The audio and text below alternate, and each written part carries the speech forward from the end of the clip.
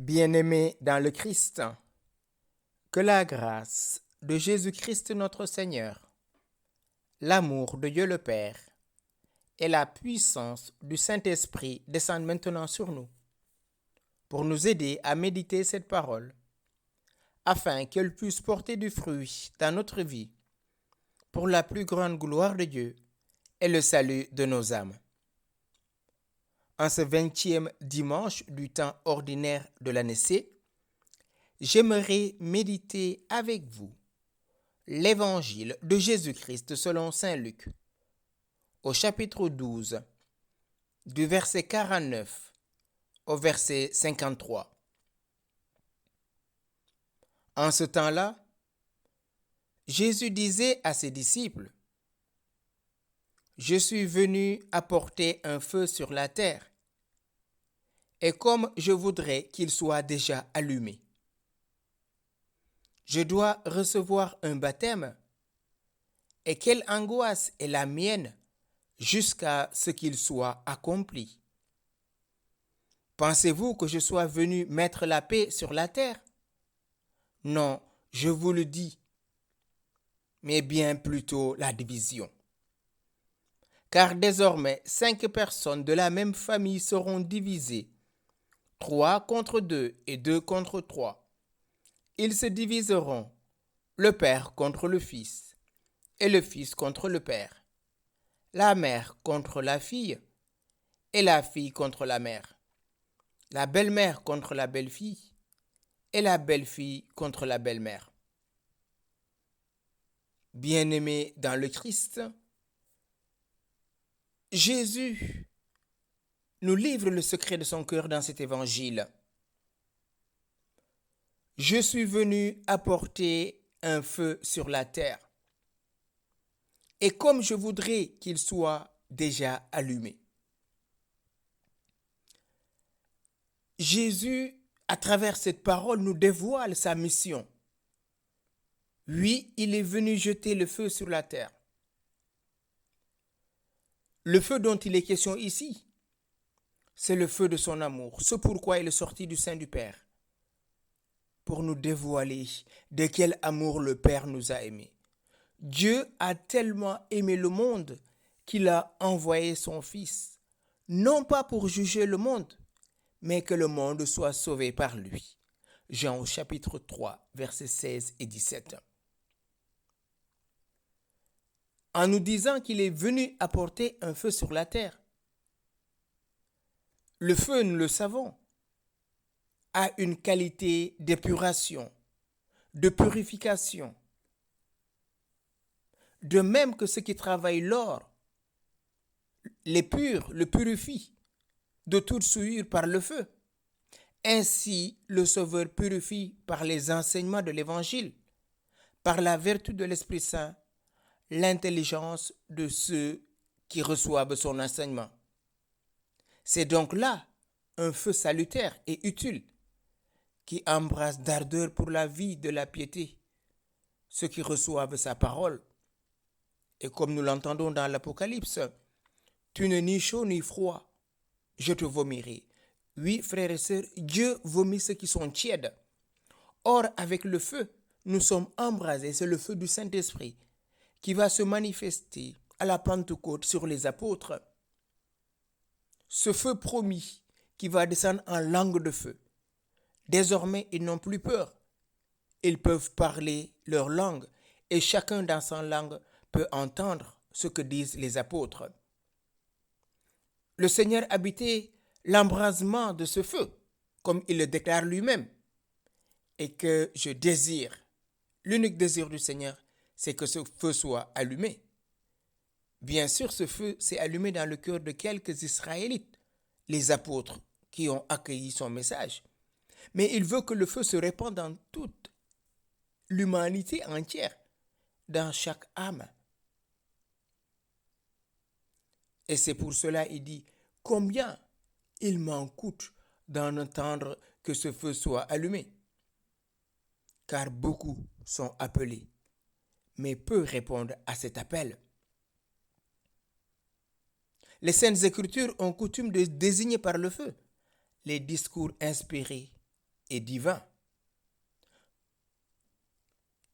Ceux qui adhèrent au Christ ont laissé ce feu consumer en eux toute résistance.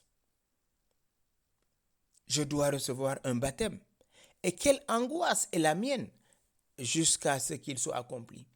Nous le savons bien, frères et sœurs, ce baptême, c'est sa passion. Le vendredi saint, Jésus souffre sa passion. Il reçoit ce baptême, le baptême en versant son sang. C'est sa passion. Et il voulait, à travers sa passion, manifester à chaque homme de quel amour il l'aime. C'est pour chacun de nous que le Christ a souffert cela, nous rappelle le livre d'Isaïe. C'était nos souffrances qu'il portait sur le bois de la croix. Nous le croyons puni et abandonné de Dieu. Mais le châtiment qu'il porte, c'est de cela nous vient le salut. Par ses saintes meurtrissures, nous sommes guéris. Et Jésus précise, pensez-vous que je sois venu mettre la paix sur la terre? Non, je vous le dis, mais bien plutôt la division. Ici, il faut comprendre ce que Jésus nous dit. Attention, avant d'entrer dans une interprétation fausse. Jésus, en nous disant il est venu apporter la paix, il ne nous donne pas cette paix à la manière du monde. Il le dit lui-même. Je vous donne ma paix et je vous laisse ma paix, comme nous l'entendons à chaque Eucharistie. Jésus est pressé pour que ce feu embrase les cœurs, pour que ce baptême dont il va être baptisé soit pour nous source de rédemption, de joie et de paix. Et c'est pour cela, en recevant ce baptême pour chacun d'entre nous, il vient guérir en nous les membres blessés de son corps que nous sommes. Pensez-vous que je sois venu apporter la paix sur la terre? Oui, Jésus, tu es venu apporter la paix parce que tu es le prince de la paix, comme nous le rappelle le livre d'Isaïe. Par son sang, il a pacifié le monde. Le sang qu'il a répandu sur la croix nous a rachetés, comme nous le rappelle saint Paul dans la lettre aux Éphésiens chapitre 2. Je vous donne ma paix. Oui, frères et sœurs, il est évident que la paix a ses avantages, mais elle devient quelquefois funeste et nous sépare de l'amour de Dieu. Lorsque, par exemple, elle nous fait vivre en intelligence avec ceux qui sont éloignés de Dieu. Ça, c'est une paix factice. C'est une paix qui ne dure pas. On collabore avec le péché et on se laisse dominer par le péché. Ce n'est pas de cette paix dont nous parle Jésus. La paix qu'il est venu apporter, qui va créer la division, c'est le discernement. Le krinein, comme on dit en grec. Discerner, c'est mettre de côté.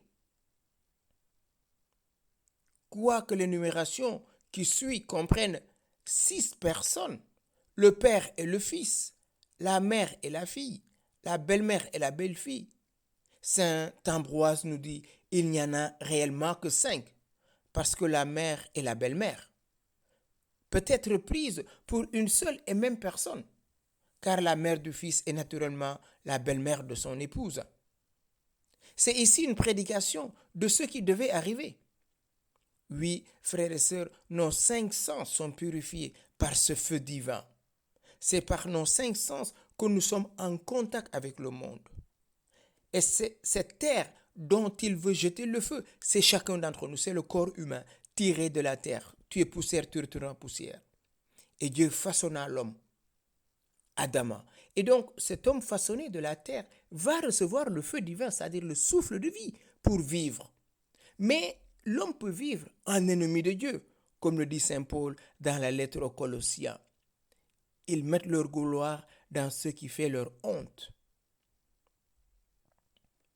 On vit en effet dans la même maison, avec son père et sa mère, avec sa belle-mère, avec sa sœur. Autrement dit, en chacun de nous, nous sommes habités par les 5 sens. Et ces 5 sens ont besoin d'être purifiés pour voir Dieu, pour être en communion avec Dieu.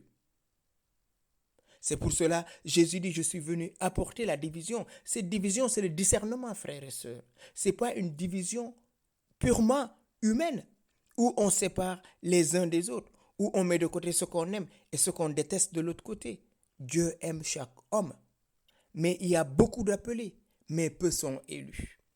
Oui, dans une famille, un enfant peut choisir le Christ et son père le rejeter.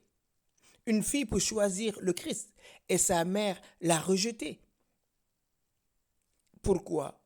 Parce que le Christ sera le premier servi, comme disait Jeanne d'Arc. L'homme est lié à Dieu par le mystère de la création, mais Dieu a mis à l'homme ce qui fait qu'il est homme, c'est-à-dire le souffle de vie. Et ce souffle de vie vient de Dieu. Et voilà le feu qui embrase le cœur de l'homme pour en faire un être spirituel. Voilà ce que Jésus est en train de nous dire à travers cette parole.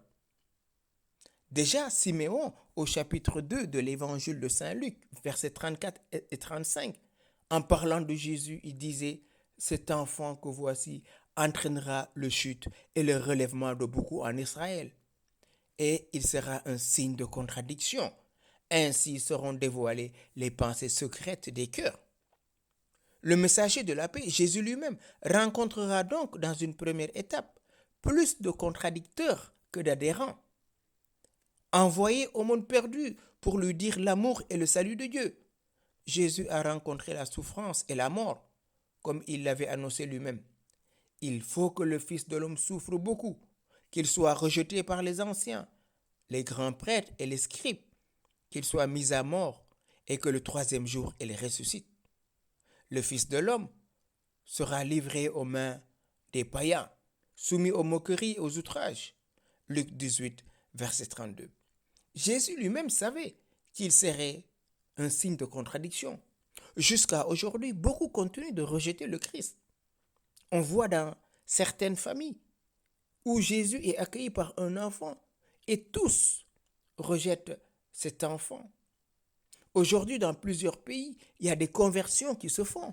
Des gens qui rencontrent le Christ par tel ou tel moyen, ou lui-même leur apparaît. Ces personnes sont rejetées, blessées. Oui, Jésus est venu jeter un feu sur la terre. Et ce feu, c'est le feu de l'amour. Il nous appartient à chacun de nous d'ouvrir nos cœurs et de laisser ce feu prendre toute notre vie. Rien dans notre vie ne doit échapper à l'emprise de ce feu divin, c'est-à-dire au Saint-Esprit. Il va répandre ce feu sur les apôtres à la Pentecôte. Et à chaque instant que nous nous réunissons à son nom, c'est sous la puissance du Saint-Esprit. Et laisser le Saint-Esprit nous embraser du feu de son amour. Voilà ce que Jésus souhaite. Je vous laisse ma paix, je vous donne ma paix. Mais cette paix, Jésus nous la donne, pas à la manière du monde, une paix factice, mais une paix durable et éternelle, parce que c'est lui qui est notre sauveur. Oui, frères et sœurs, cet évangile comprend une difficulté à cause du monde de division, parce que la paix qu'il apporte est un discernement qui permet à chacun de choisir sa vie. Aujourd'hui, aucun chrétien ne doit ignorer qu'il est appelé à être témoin de l'amour. Voilà la bonne nouvelle. Nous sommes créés par amour. Nous sommes envoyés en mission pour annoncer l'amour et nous serons jugés par l'amour, dira la petite Thérèse. Au soir de notre vie, nous serons jugés selon la charité. Demandons à Jésus, qui est venu jeter un feu sur la terre, qu'il embrasse nos cœurs du feu de son amour. Saint-Esprit, toi le feu divin, toi le doigt de la main du Père, embrasse nos 5 sens pour que, purifiés dans le feu, nous puissions être des témoins de l'amour, nous puissions être des artisans d'amour et nous puissions être des apôtres d'amour, maintenant et pour les siècles des siècles. Amen.